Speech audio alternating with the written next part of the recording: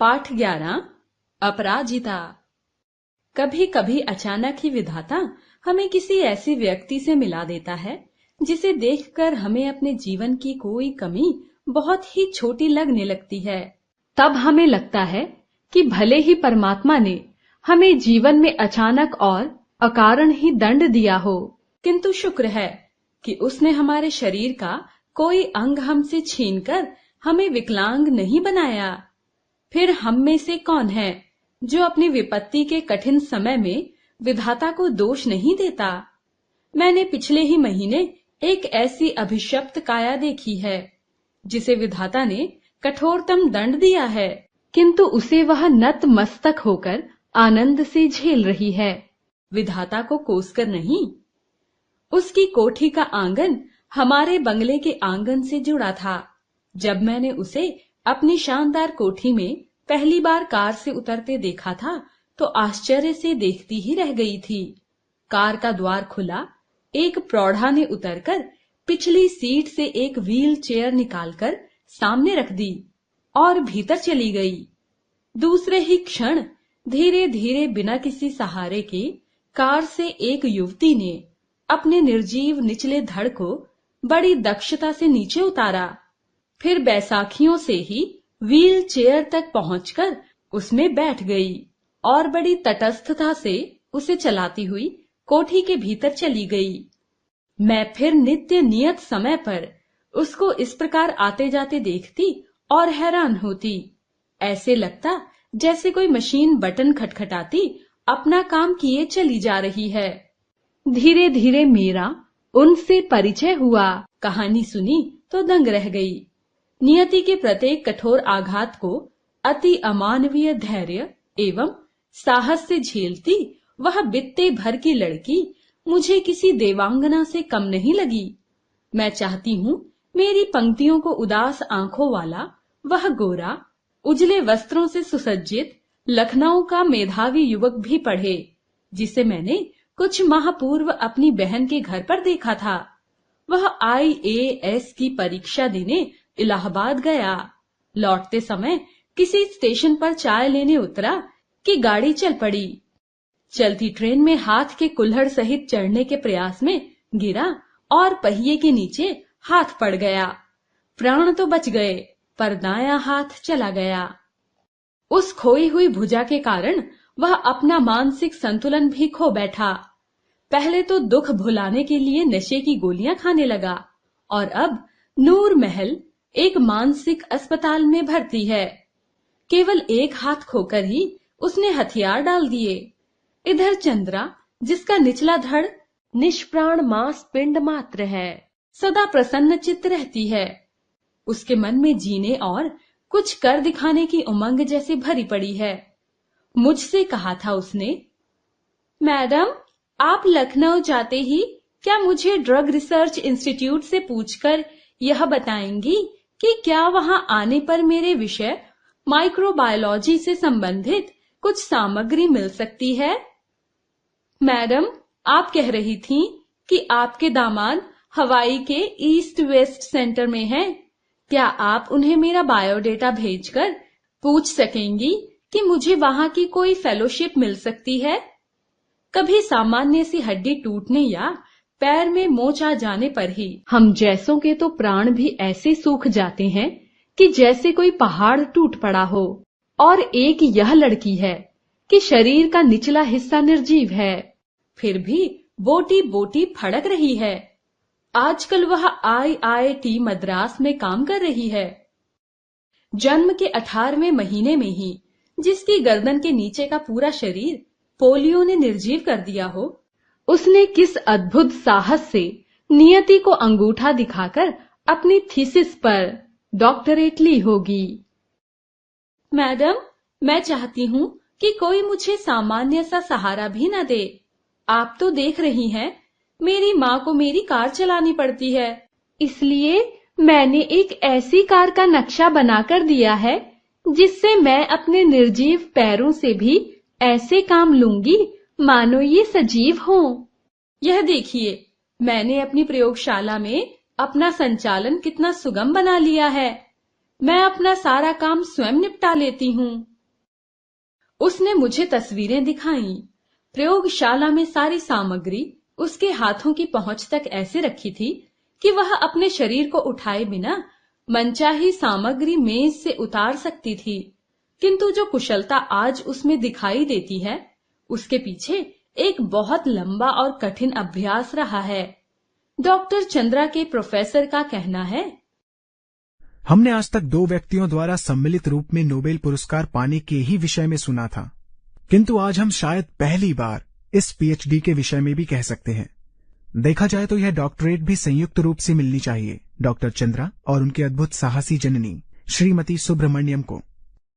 सचमुच डॉक्टर चंद्रा की माता श्रीमती सुब्रमण्यम ने 25 वर्षों तक अपनी पुत्री के साथ एक कठिन साधना की और इस कठिन साधना का अंत हुआ 1976 में, जब चंद्रा को माइक्रोबायोलॉजी में डॉक्टरेट मिली। अपंग स्त्री पुरुषों में इस विषय में डॉक्टरेट पाने वाली डॉक्टर चंद्रा प्रथम भारतीय है। जब मैंने श्रीमती सुब्रमण्यम से डॉक्टर चंद्रा की इस स्थिति के बारे में जानना चाहा, तो उन्होंने बताया, जब इसे सामान्य ज्वर के चौथे दिन पक्षाघात हुआ तो गर्दन के नीचे के सारे शरीर में हलचल बंद हो गई। हमने बड़े से बड़े डॉक्टर को दिखाया। सबने एक स्वर में कहा, आप व्यर्थ पैसा बर्बाद मत कीजिए। आपकी पुत्री जीवन भर केवल गर्दन ही हिला पाएगी, कोई भी शक्ति से रोग मुक्त नहीं कर सकती। यह बताते बताते श्रीमती सुब्रमण्यम का गला भर आया। फिर वे धीमे स्वर में बताने लगी, मेरे गर्भ में तब इसका भाई आ गया था। इसके भयानक अभिशाप के बावजूद मैंने कभी विधाता से यह नहीं कहा कि प्रभु इसे उठा लो, इसके इस जीवन से मौत भली है। मैं निरंतर इसके जीवन की भीख ही मांगती रही। केवल सिर हिलाकर यह इधर उधर देख भर सकती थी, ना हाथों में गति थी न पैरों में। फिर भी मैंने आशा नहीं छोड़ी। एक ऑर्थोपेडिक सर्जन का बड़ा नाम सुना था, वही ले गई। 1 वर्ष तक कष्ट साध्य उपचार चला और एक दिन स्वयं ही इसके ऊपरी धड़ में गति आ गई। हाथ हिलने लगे, नन्ही उंगलियां मुझे बुलाने लगीं। निर्जीव धड़ को मैंने सहारा देकर बैठना सिखा दिया। 5 वर्ष की हुई तो मैं ही इसका स्कूल बनी। मेधावी पुत्री की विलक्षण बुद्धि ने फिर से मुझे आश्चर्य में डाल दिया। इसकी जबान पर तो जैसे सरस्वती का वास था। बेंगलुरु के प्रसिद्ध माउंट कार्मेल में उसे प्रवेश दिलाने में मुझे कॉन्वेंट के द्वार पर लगभग धरना ही देना पड़ा। नहीं मिसेस सुब्रमण्यम, मदर ने कहा था, हमें आपसे पूरी सहानुभूति है, पर आप ही सोचिए कि आपकी पुत्री की व्हील चेयर को कौन पूरे क्लासरूम में घुमाता फिरेगा। आप चिंता ना करें मदर, मैं हमेशा उसके साथ रहूंगी। और फिर पूरी कक्षाओं में अपंग पुत्री की कुर्सी की परिक्रमा वे स्वयं कराती। वे पीरियड दर पीरियड उसके पीछे खड़ी रहती। प्रत्येक परीक्षा में सर्वोच्च स्थान प्राप्त करके चंद्रा ने स्वर्ण पदक जीते। बीएससी किया, प्राणी शास्त्र में एमएससी में प्रथम स्थान प्राप्त किया। बेंगलुरु के प्रख्यात इंस्टीट्यूट ऑफ साइंस में अपने लिए स्पेशल सीट अर्जित की। केवल अपनी निष्ठा, धैर्य एवं साहस से 5 वर्ष तक प्रोफेसर सेठना के निर्देशन में शोध कार्य किया। इसी बीच माता पिता ने पेंसिल्वानिया से व्हील चेयर मंगवा दी, जिसे डॉक्टर चंद्रा स्वयं चलाती हुई पूरी प्रयोगशाला में बड़ी सुगमता से घूम सकती थी। लेदर जैकेट के कठिन जिरह बख्तर में कसी उस हंसमुख लड़की को देखकर मुझे युद्ध क्षेत्र में डटे राणा सांगा का ध्यान आ जाता था। शरीर पर सैकड़ों घाव, फिर भी आभा मंडित भव्य मुद्रा। मैडम, आप तो लिखती हैं, मेरी ये कविताएं देखिए, कुछ दम है क्या इनमें? मैंने जब वे कविताएं देखी तो मेरी आंखें भर आईं। जो उदासी उसके चेहरे पर कभी नहीं आने पाई, वह अनजाने में उसकी कविता में छलक आई थी। फिर उसने अपनी कढ़ाई बुनाई के सुंदर नमूने दिखाए। लड़की के दोनों हाथ जैसे दोनों पैरों का भी काम करते हों, निरंतर मशीनी खटखट में चलते रहते हैं। जर्मन भाषा में माता पुत्री दोनों ने मैक्स मूलर भवन से विशेष योग्यता सहित परीक्षा उत्तीर्ण की। गर्ल गाइड में राष्ट्रपति का स्वर्ण कार्ड पाने वाली वह प्रथम अपंग बालिका थी। यही नहीं, भारतीय एवं पाश्चात्य संगीत दोनों में उसकी समान रुचि है। अपने एल्बम को अपनी निर्जीव टांगों पर रखकर वह मुझे चित्र दिखाने लगी।